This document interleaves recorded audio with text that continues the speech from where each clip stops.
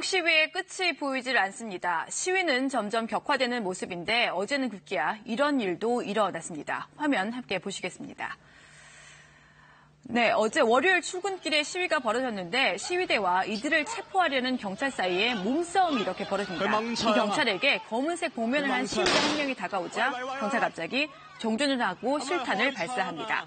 총에 맞은 시위자는 도로에 쓰러졌고 경찰이 쓰러진 시위자 위에 올라타서 제압합니다. 이 시위자는 직업훈련학교에 다니는 21살 남성으로 오른쪽 신장과 간 부근에 총알이 박혔습니다. 제거 수술을 받았는데 생명이 위독하다고 합니다. 경찰은 곧이어 같은 자리에서 다른 시위자를 향해서 실탄 2발을 더 쐈습니다.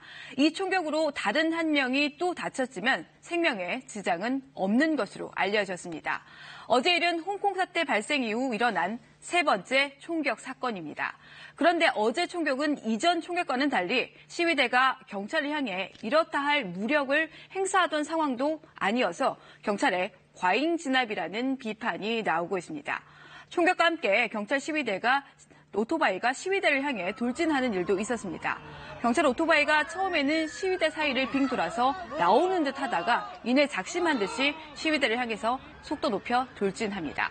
시위대가 다쳤는지는 아직 확인되지는 않고 있습니다.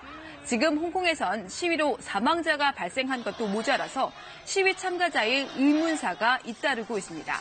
붙잡힌 10대 소녀가 경찰의 성폭행을 당했다는 의혹까지 제기되고 있는 상황이죠. 지금 홍콩은 시위대와 당국의 갈등이 최고조에 이르고 있는데 이런 가운데 홍콩에선 이른바 3파 투쟁이 진행되고 있습니다. 학생은 수업 거부, 회사원은 파업, 상가는 철시, 장사를 하지 않는 투쟁입니다. 시민 이야기 들어보시죠. We are so angry about the police brutality and the violence that happened like in the past 5 months in Hong Kong. 네, 한때 갈등이 진정되는 듯 하다가 강도가 거세지고 있는 홍콩 시위. 홍콩 시위는 지난 3월 말 홍콩 정부가 범죄인 인도법 개정안, 즉 송환법을 입법 예고하면서 시작이 됐습니다. 이 법이 통과되면 홍콩에 있는 중국 반체제 인사나 인권 운동가들을 중국 본토로 송환하는데 악용이 될 수 있다면서 시민들 거리로 나왔습니다. 시위 대수 점점 늘어나서 약 3개월 만에 200만 명을 넘어섰습니다. 급기야 지난 8월엔 홍콩 국제공항이 창사 이래 처음 폐쇄되기도 했습니다. 시위가 격해지자 9월엔 캐리람 행정장관이 송환법 철회를 공식 발표했지만 성난 시위대의 분노 수그러들지 않았습니다.